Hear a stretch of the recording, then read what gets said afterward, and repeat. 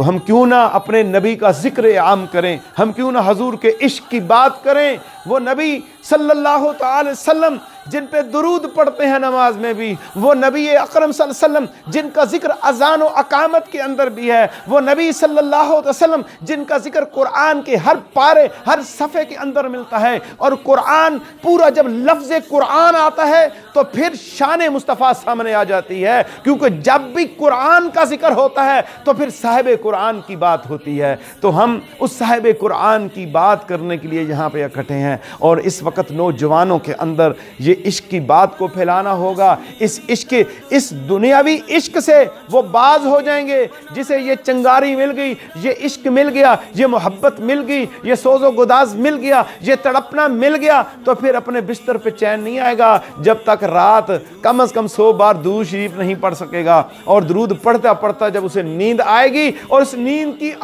حالت کے اندر اور اس غنودگی کی حالت کے اندر جو موت کی بہن ہے، اس حالت کے اندر جب آنکھیں بند ہو گئی، جسم اور بالکل ایسے ٹھنڈا ہو جائے گا کہ جیسے مردہ پڑا ہوا ہے، ایسی حالت کے اندر اللہ اس کی جان کے اندر ایک اور جان پیدا کرے گا، اور اس عشق کے طفیل اللہ تبارک و تعالیٰ اسے اپنے محبوب کا دیدار نصیب کر دے گا، اور ایسا دیدار جسے پا لینے کے بعد اس کی زندگی بدل جائے گی، اس کی لذتیں بدل جائیں گی، اس کے طور طریقے بدل جائیں گے، اور وہ رہے گا اس دنیا کے اندر ہی، لیکن اس کا چلنا، اس کا پھرنا، اس کا سونا، اس کا جاگنا، اس کا اٹھنا، اس کا بیٹھنا، اس کی معیشت، اس کی زندگی، اس کی تجارت، اس کا کاروبار، اس کا علم، اس کی معلم ہونا، اس کا طالب علم ہونا، اور اس کا خطیب ہونا، اس کا امام ہونا، اور اس کا مؤذن ہونا، بھلا وہ کسی بھی طبقہ ہے زندگی سے تعلق رکھتا ہو، جس کے سینے میں عشق مصطفیٰ آ جاتا ہے، اس کی زندگی ہی نرالی ہو جاتی ہے۔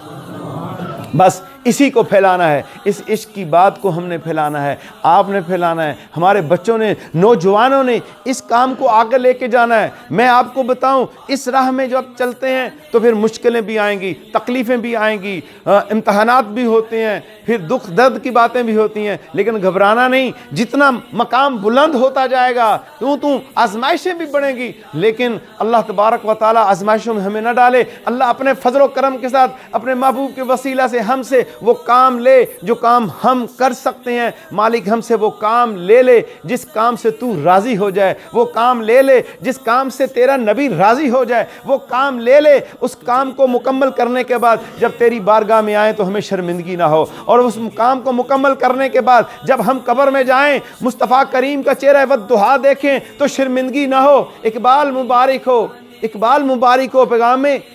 اجل آیا، سنا ہے قبر میں سرکار کا دیدار ہوتا ہے، کہ جب قبر میں انسان پہنچے گا آقا علیہ الصلوۃ والسلام کا دیدار نصیب ہو جائے گا۔ اس رات کی تمنا رکھیں، اس وقت کی تمنا رکھیں، اس گھڑی کی تمنا رکھیں، اس پل کی تمنا رکھیں جس پل کے اندر آقا کے چہرے والضحیٰ کے اوپر ان گناہگار آنکھوں نے پڑھنا ہے۔ وہ کیسا سما ہوگا، وہ کیا کمال درجے کی ملاقات ہوگی، اللہ وہ مجھے اور آپ کو عطا کرے گا۔ اس دنیا سے یہ روح جب نکل جائے گی، یہ جسم ادھورا رہ جائے گا، اس کو سارے کے سارے چھوڑ جائیں گے، اپنے بھی چھوڑ کے دفنانے کے بعد آ جائیں گے، تو پھر وہاں پہ مدینے کے تاجدار پہنچ جائیں گے، مدینے کے تاجدار پہنچ جائیں گے، اللہ انہی کے وسیلہ سے شفاعت عطا فرمائے گا۔ پھر قیامت تک اس مقام برزخ میں رہنا ہے، قیامت تک مقام برزخ میں رہنا ہے، قیامت تک مقام برزخ میں رہنا ہے۔ اور جس نبی کے ذکر کے لیے میں اور آپ یہاں پہ اکٹھے ہوئے ہیں، انہی کے فرمان کا جو ہے مفہوم بیان کرتا ہوں کہ میری امت کے لوگ